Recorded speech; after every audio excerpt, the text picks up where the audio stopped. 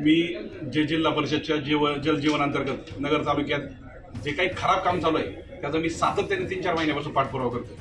त्याच्यामध्ये मी त्यांना महत्त्वाचं म्हणजे नगर तालुक्यातील हातळून ह्या गावच्या योजना लाईव्ह दाखवली, त्यांना व्हिडिओ दिले होते, पत्रव्यवहार देखील केला। तसंच कोल्हेवाडी गाव, कोल्हेवाडी नगर म्हणजे इथून हाकेवरती गाव आहे जिल्हा परिषदपासून 10-15 किलोमीटर, इतके सुद्धा 1-1.5 कोटीच्या कामाचा पूर्ण सुधारणा केला यांनी। अहो 1-1 सव्वा फूट सुद्धा 9-9 इंच काही ठिकाणी त्यांनी पाईप गाडलेले आहेत। तिसरं गाव म्हणजे भातोडी पारगाव, भातोडी 1.5 कोटीची योजना आहे, त्या योजनेचा अख्खा बट्ट्याबोळ केलाय की 1-1 फुटावर पाईप येतात। मी एवढं सर्व लेखी दिलेलं असताना, लाईव्ह व्हिडिओ दिलेला असताना, ते व्हिडिओ सगळीकडे सोशल मीडियावर व्हायरल झालेले असताना देखील जिल्हा परिषद पाणी पुरवठा विभाग, जिल्हा परिषद जलजीवन विभाग अजिबात काम करत नाही। त्याच्यावर त्यांनी आतापर्यंत मला कुठल्याही प्रकारचं ठोस उत्तर दिलं नाही। आणि हे सगळं काम जे दिलेलं आहे ना नगर जिल्ह्यातलं, मला वाटतं महाराष्ट्रातलंच काम, हे टाटा कन्सल्टन्सी दिलेलं आहे देशभरात काम।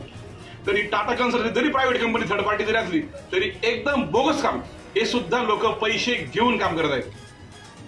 त्याच्यामुळे सगळं काम खराब चाललंय। तर आणि जर आपण पाणी पुरवठ्याच्या कार्यकारी अभियंत्यांना जर आपण फोन केला तर ते 5-5, 6-6 दिवस तो माणूस फोन सुद्धा उचलत नाही। आता देखील आपण ज्यावेळेस आतमध्ये गेलो ऑफिसच्या लाईटी बंद होते, 15-15, 20-20 दिवस हा माणूस करतो काय, जातो कुठं, सर्वसामान्याने आपल्या व्यथा मांडायच्या कुठं। आणि मी 2-3 महिन्यापासून पाठपुरावा करतो, लोक माझ्यावर संशय घ्यायला लागले की पोटेंनी पाकिट घेतलं का, पैसे घेतले का, गप का बसले। शेवटी स्वतःच्या अस्तित्वावर प्रश्न आला, अस्मितेवर। मग त्यावेळेस कोणाला सुट्टी नाही।